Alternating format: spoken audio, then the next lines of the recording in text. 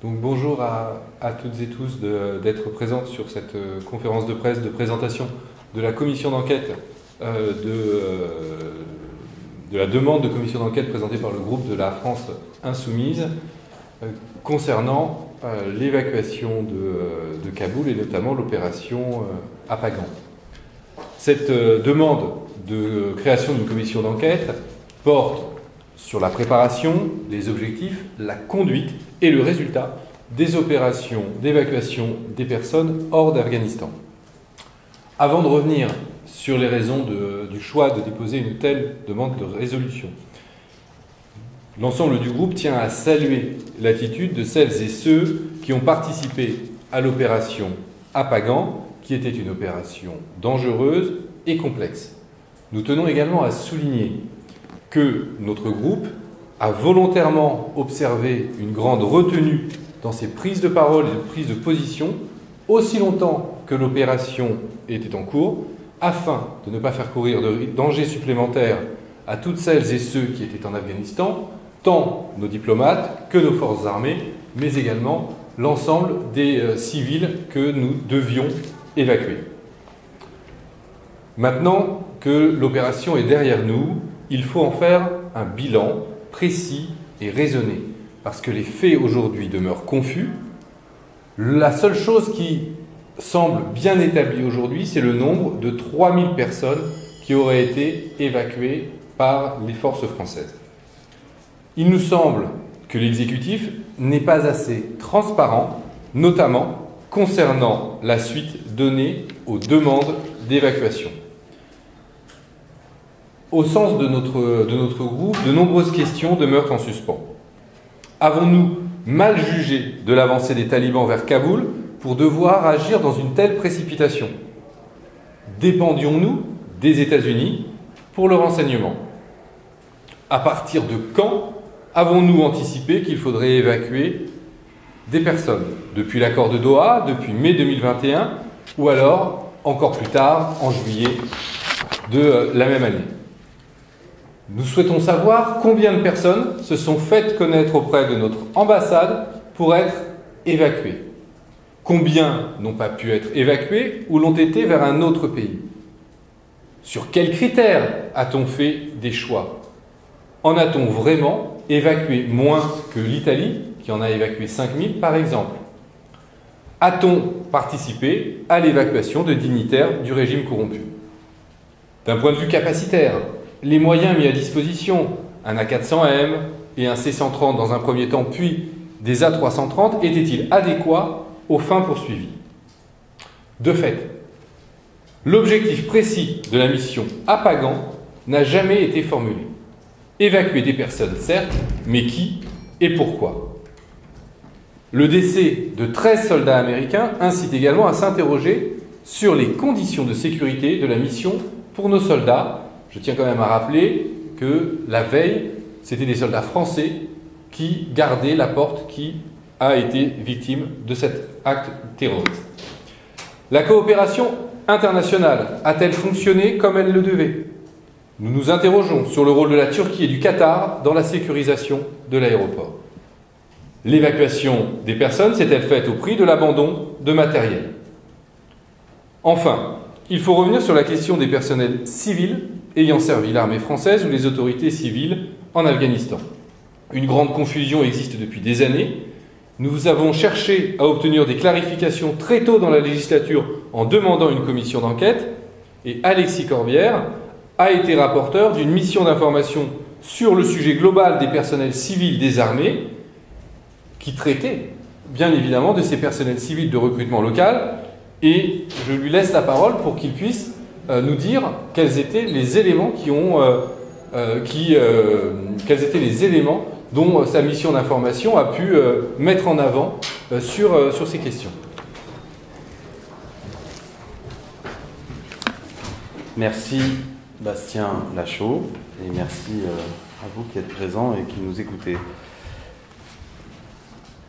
Donc nous savons qu'en Afghanistan, la France est appuyée sur un millier d'auxiliaires dits personnel civil du recrutement local, c'est PCRL.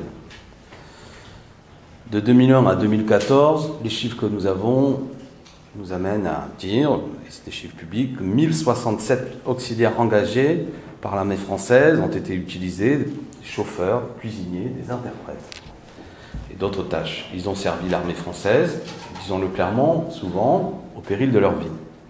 Et ils sont, nous le savons, qualifiés de traîtres par les talibans, menacés de mort, et des assassinats réels ont d'ores et déjà eu lieu.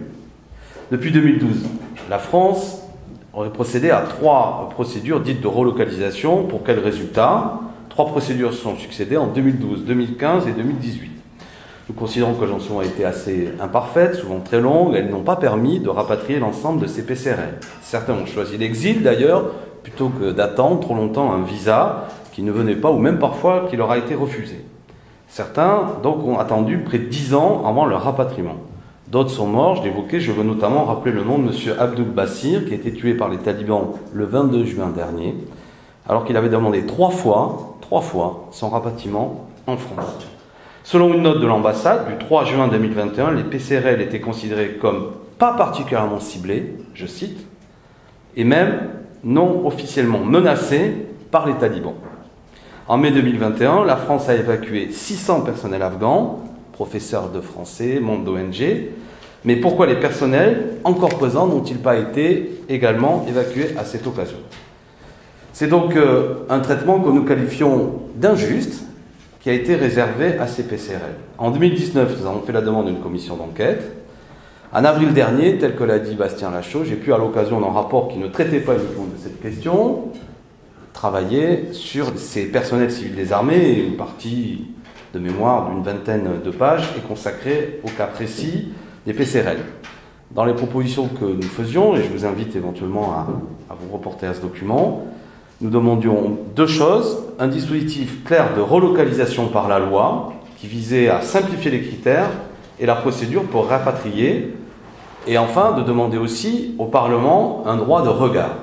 Je ne développerai pas plus longuement de quelle manière Bastien Lachaud et moi, qui participons à la commission défense et armée, regrettons systématiquement souvent, la faible capacité de contrôle, et c'est pourtant notre mission de la part des parlementaires, sur l'ensemble des opérations dans lesquelles nos forces armées sont engagées et les conditions dans lesquelles les choses sont mises à l'œuvre. Et enfin, nous demandions aussi un comité de suivi qui aurait permis de recenser ces PCRL et d'assurer leur accompagnement une fois rapatriés. Ce rapport a été adopté par la Commission à l'unanimité comme il se doit, il n'y a pas eu de remarques, et depuis, nous n'avons pas eu de retour de la part du gouvernement sur ces propositions. C'est donc une question aussi que nous posons: quel regard le gouvernement, quelle opinion a-t-il sur les propositions que nous faisions? Ces propositions nous semblent pertinentes, notamment au vu de la situation en Afghanistan, mais aussi du Mali. Il y a indiscutablement, dans ces 2 cas, des choses qui nous interpellent, comme il est d'usage de dire aujourd'hui, la dépendance souvent dans ce que nous faisons de la part des renseignements militaires américains. Et nous avons vu dans le cas de l'Afghanistan que nous ne pouvons nous mettre dans la main seulement du renseignement militaire américain qui a son propre agenda et qui ne permet pas toujours que nous ayons une claire visibilité sur l'évolution des événements. Nous regrettons aussi, dans ces 2 cas, en Afghanistan mais aussi au Mali, qu'il y ait, c'est une constante dans nos propos, une absence finalement de solution politique claire, annoncée, et ce que je nommerai ici une forme d'enlisement militaire qui ne peut apporter de solution satisfaisante. Il n'y a pas de plan clair de désengagement. Et enfin, pour ce qui est des PCRL, qu'est-il prévu dans la situation au Mali? Alors, pour ces PCRL en Afghanistan, une situation très difficile continue. Les agents des préfectures, l'OFPRA, l'Office français de l'immigration et de l'intégration, l'OFII, n'ont reçu, à notre connaissance, aucune directive claire concernant cette situation particulière des PCRL. Les PCRL sont considérés comme demandeurs d'asile, alors qu'ils sont arrivés finalement dans une situation plus de protection fonctionnelle. Et ils doivent bien souvent batailler pour avoir tout simplement une allocation et un hébergement qui leur permet d'arriver et de s'installer dans des conditions dignes. Nous savons qu'il existe encore des PCRL présents en Afghanistan que nous considérons comme menacés. Là-dessus, nous nous appuyons sur le travail formidable de Madame Miranda, Magali Guadeloupe Miranda, qui est avocate et en charge de plusieurs dossiers PCRL. Selon ses travaux, près de 180 PCRL seraient encore présents en Afghanistan. Nous disposons, c'est celui réalisé par les travaux de Madame Miranda et du collectif lequel intervient, d'un fichier de 180 auxiliaires, donc qui sera encore sur place, Et nous n'avons pas de réponse précise de la part de Madame la Ministre sur ce qu'il est prévu pour apporter un secours à ces 180 personnes. Enfin, je voudrais souligner, c'est l'objet aussi de cette conférence de presse, qu'à l'occasion de l'audition de Madame la Ministre, Florence Parly, du 14 septembre, j'ai posé la question à Madame la Ministre: combien, selon vous, selon nos services, de PCRL sont encore présents en Afghanistan? Et Madame la Ministre n'a apporté aucune réponse à cette question qui ne nous semble pas impossible normalement à répondre. Nous en sommes là, et je crois que toutes ces questions rendent pertinente notre demande de proposition de résolution tendant à la création de cette commission d'enquête. Le sujet était d'une brûlante actualité, très présent dans les médias il y a quelques semaines. Il l'est moins aujourd'hui. Pour autant, des hommes et des femmes sont encore dans une situation difficile, et l'honneur de la France et de la République est de leur apporter secours, car ils nous ont servi dans les opérations difficiles qui étaient sur place. Je m'associe, j'insiste là-dessus. Il va de soi que toutes les questions que nous posons vont de pair avec un salut vis-à-vis de l'ensemble des personnes qui ont assuré les conditions dernièrement d'évacuation dans des conditions terribles, souvent dangereuses. Et je tiens là encore à saluer tout ce travail qui a été réalisé. Ce travail n'est certainement pas, cette commission d'enquête n'est certainement pas une mise en accusation des gens qui étaient sur le terrain, mais une volonté claire de pouvoir rester à la hauteur de notre honneur, j'ai envie de dire tout simplement, et d'apporter une solution rapide et efficace à ces gens qui sont encore en danger. Je vous remercie. Donc je ne sais pas s'il y a des questions. Oui, bonjour, Grégory Danette de l'AFP. Juste, les ministres Parly, Le Drian et l'ambassadeur Martinon ont été auditionnés par la commission défense et affaires étrangères en septembre, vous le saviez.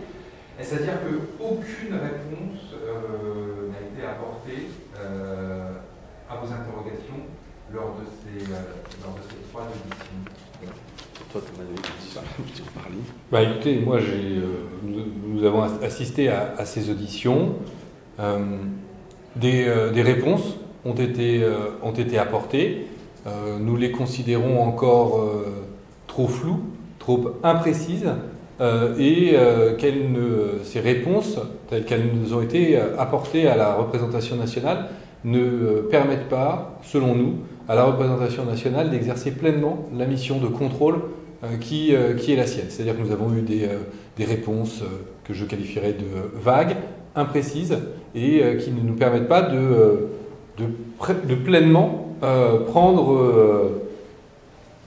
de pleinement juger de la manière dont l'exécutif, il s'agit bien de l'exécutif, comme a rappelé le député Corbière, a mené ces opérations, a pris les décisions d'évacuation et a sélectionné les personnes qui seraient ou non évacuées. Donc je ne sais pas si... Non, clairement, moi j'ai pu poser beaucoup de commissions, sont chevauchées sur beaucoup de choses. Moi j'évoquerai notamment la question que j'ai posée à Madame la Ministre, Madame Parly. Et je crois que d'ailleurs c'était public, c'était mis en ligne, et chacun pourra observer qu'à ma question simple, il n'y a pas eu de réponse précise. J'oserais même dire qu'il n'y a pas eu de réponse sur ce point-là. Madame la Ministre, quand elle m'a répondu, a seulement contesté le fait que je faisais un parallèle entre la situation de l'Afghanistan et le Mali. Et elle m'a dit: Monsieur le député, on ne peut pas comparer les deux situations. Chacun jugera. Je préfère penser, pourquoi pas, qu'elle aura raison, mais nous en doutons. Mais concernant la question précise du nombre de gens qui étaient encore sur place, elle n'a pas apporté de réponse. Et je crois, je sais même que ce fut à peu près la même chose faite par Monsieur l'ambassadeur ou Monsieur Le Drian, qui n'a pas donné de chiffres précis.